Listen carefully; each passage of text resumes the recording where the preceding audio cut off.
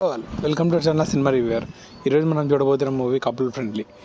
So basically ఈ movie bilingual project అని అనుకుంటున్నాను. ఎందుకంటే ఇందులో తీసింది తెలుగు, కొన్ని కొన్ని తమిళ్ డైలాగ్స్ ఉంటాయి, కానీ తమిళ్లో రివర్స్లో ఉంటాయి.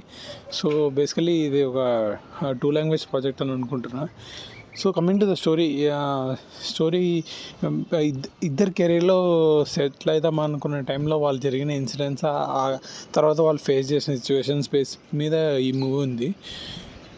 Coming to the positives, first positive basically ఈ టైప్ ఆఫ్ స్టోరీలో ఇంక్లూడ్ చేసిన విధానం, అది బ్లెండ్ చేసిన స్టోరీ, స్క్రీన్ ప్లే, అదంతా చాలా బాగా నచ్చింది. ఎందుకంటే జనరల్గా ఇదే స్టోరీలో కంటిన్యూ అయ్యి ఒక ఇంట్రెస్టింగ్ నెరేటివ్ తర్వాత క్లైమాక్స్లో ఎండ్ అయిపోయే చాలా సినిమాల్లో ఇదే ఉంటుంది. కానీ ఇక్కడ మాత్రం కొంచెం మార్చారు. సో అది అప్రిషియేట్ చేయాల్సింది.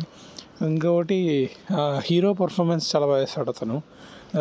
బేసికలీ ఇంత ముందు మూవీస్లో చేస్తాడు, కానీ ఇందులో చాలా టైం తీసుకొని చేసినట్టు అనేది తెలుస్తుంది.